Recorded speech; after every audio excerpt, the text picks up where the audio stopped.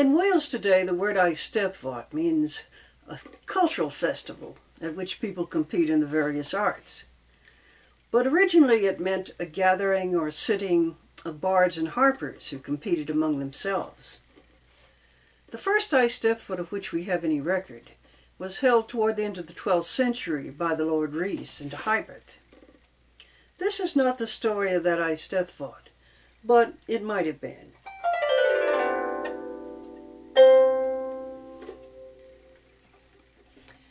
There was once a young man called Geraint who was apprenticed to an old bard in the north of Wales.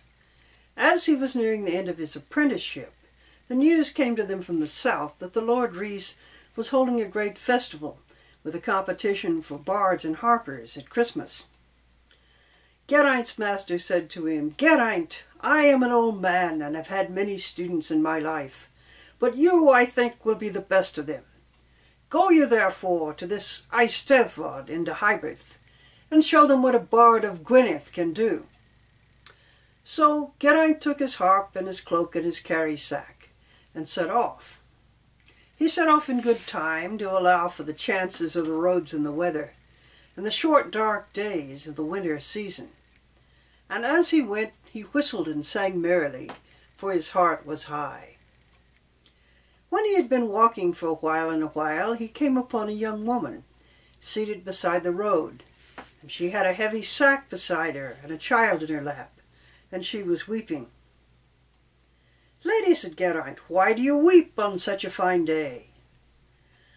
"My man is dead," she said, "and I am going back to my kindred, with my child and all that I can carry. But I have yet a long way to go, and I am weary, and so I weep." "Well," said Geraint, "I will go with you and help you. Where is your home?" "My home is on the far side of Berwyn," she said, "and if you go with me, I will bless you." Now this reply gave Geraint pause, for Berwyn is a high mountain, and it was right out of his way. But he said to himself that he had time enough to turn aside, and she was a very fair young woman. So he took up her sack along with his own burdens, and they set out. All day they climbed the mountain, and that night they slept in a havotee, a shepherd's summer hut, near its summit, with one cloak over the two of them, and the child between them to keep him from the cold. And the next day at dusk they came down into the valley of Notmelangeth, and the first place they came to took them in.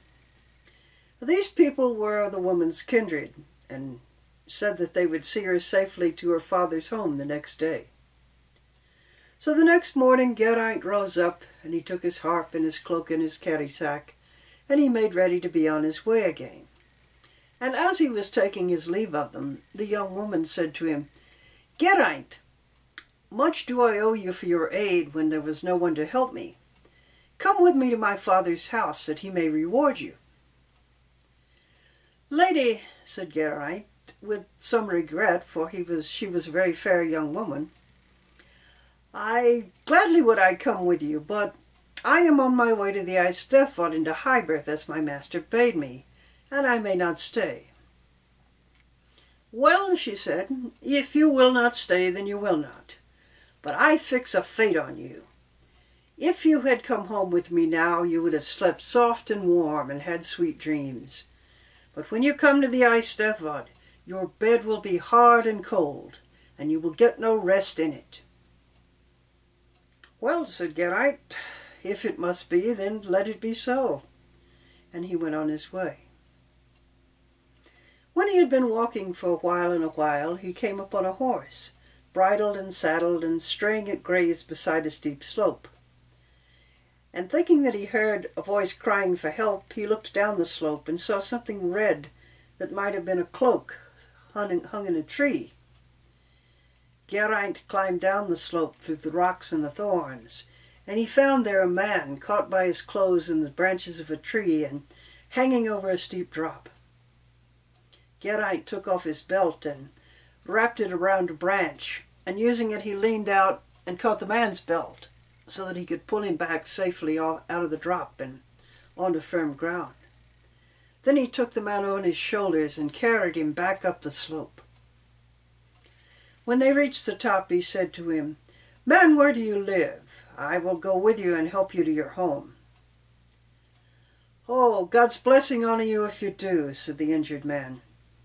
"My home is on the far side of Pintlemon, and if you come with me and help me, I will bless you." Well, this reply gave Geraint pause, for Pintlemon is also a high mountain, and it was right out of his way. But he said to himself that he had still enough time to turn aside, and he could not leave an injured man to make his way alone. So he helped the man into the saddle, and he himself took the mare's bridle to lead her over Pintlemon. They slept that night in a havotee, and the next day at dusk came down into the valley beyond, and the people there took them in. Then Geraint learned that the injured man was the lord of that valley, and his people were very glad to see him. And Geraint had the best that was in the house that night. So the next morning Geraint rose up and took his harp and his cloak and his carry-sack and made ready to be on his way again. And as he was taking his leave of them, the injured lord said to him, "Geraint, much do I owe you for your aid, for I was a day and a night in that tree, and I might have died there had it not been for you. Come with me now to my home, that I may reward you." "Lord," said Geraint, with some regret, for his purse was empty, "gladly would I come with you, but I am on my way to the Eisteddfod into Hyberth, and I may not stay." "Well," said the injured man, "if you will not stay, then you will not. But I fix a fate on you. If you had come home with me now, you would have had wine and mead aplenty, and the best of everything in your dish. But when you come to the Eisteddfod, your belly will be empty, and your mouth dry as a dust." "Well," said Geraint, "if it must be, then let it be so." And he went on his way. When he had been walking for a while and a while, he came at twilight to a farmstead, meaning to ask lodging there for the night.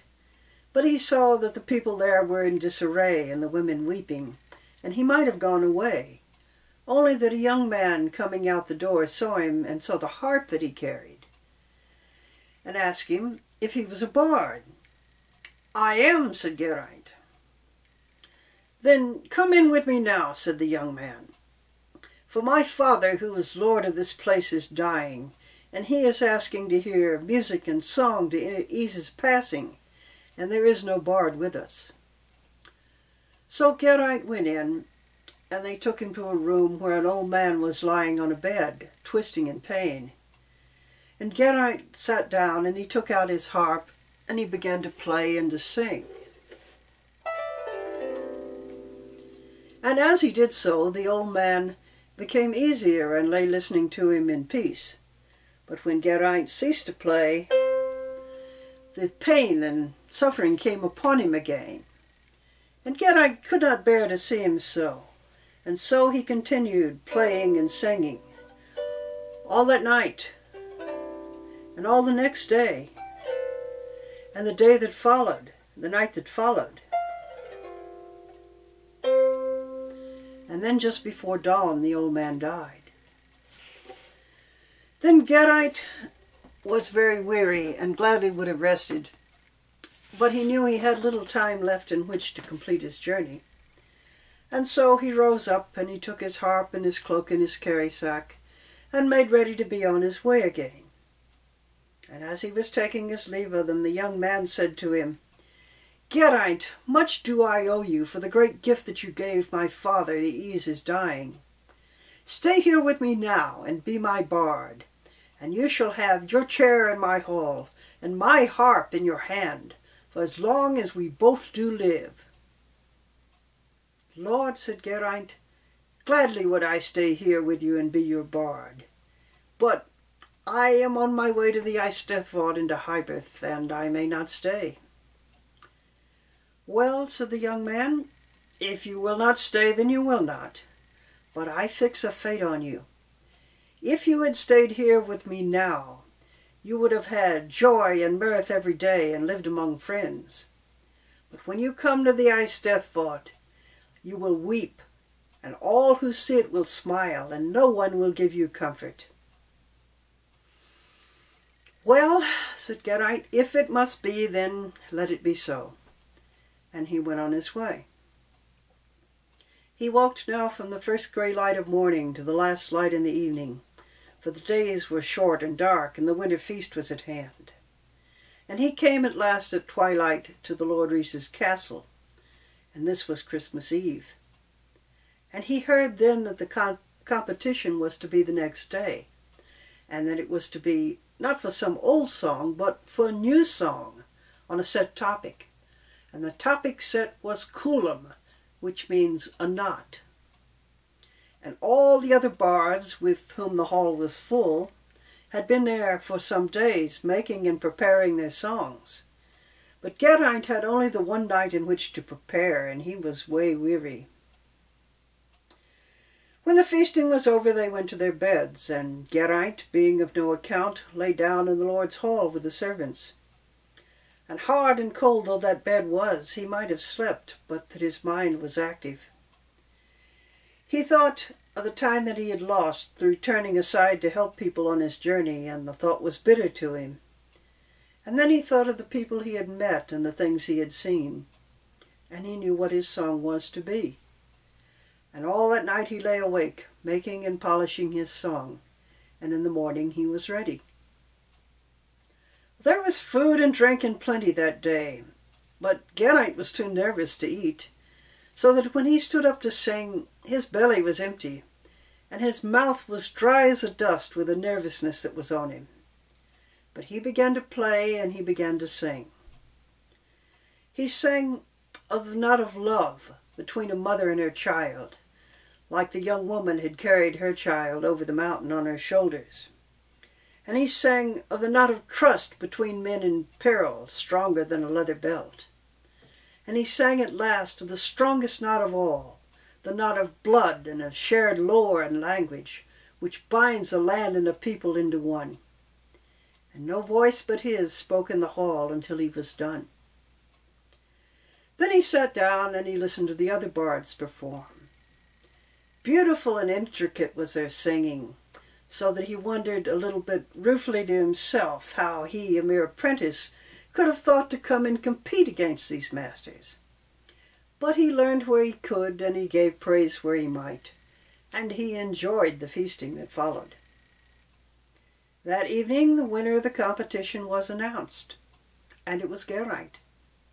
They brought him to a seat beside the Lord Rhys, and they put gold about his throat, and a great drinking horn in his hands, and they praised him. And as he sat there, hearing their praises, he smiled, and his heart overflowed, so that he wept with joy. And all who saw him smiled back at him, and he needed no comfort.